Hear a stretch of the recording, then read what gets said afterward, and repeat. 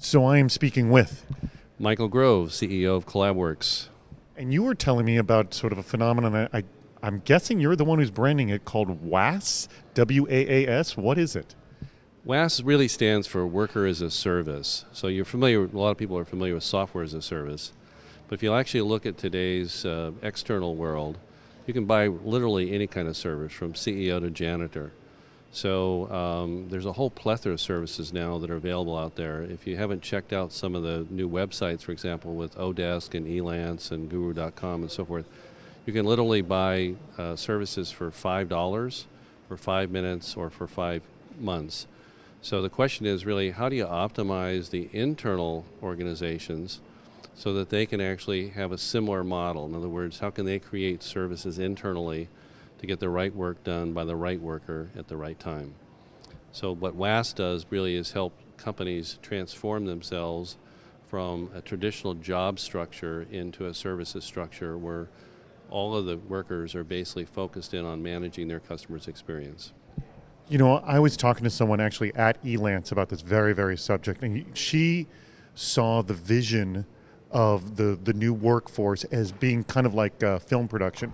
You get this all this people staffed up to work on a film, and then everyone goes away when it's done. But then you have to staff them again. So it's that process of managing and getting those groups of people together for a single event, dispersed and working again.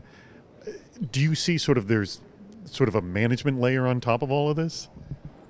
Yes. So basically, the management has to evolve as well as the workers. So the management role going forward is much more of an orchestrator, being able to actually empower their workers, finding the right combination of workers to solve problems.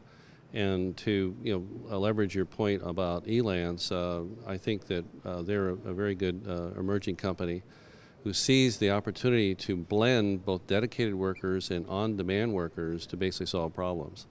So you can do this from a project management point of view, but also from a worker point of view. How many workers actually could solve problems if given the freedom by reaching out and finding other workers on demand to help them solve those problems? We think this is the new paradigm. Now I'm just gonna throw this out, and you may not have been thinking about this already, but since Ignite Technologies is all about internal video distribution, it seems that in a situation like this, seeing a worker's work in video or some way that samples can be distributed so you know, and also graded so you know what to choose, would be kind of key to the process, yes? That's certainly one of the elements. There's a whole raft of tools which are creating much more of a virtual environment for problem solving.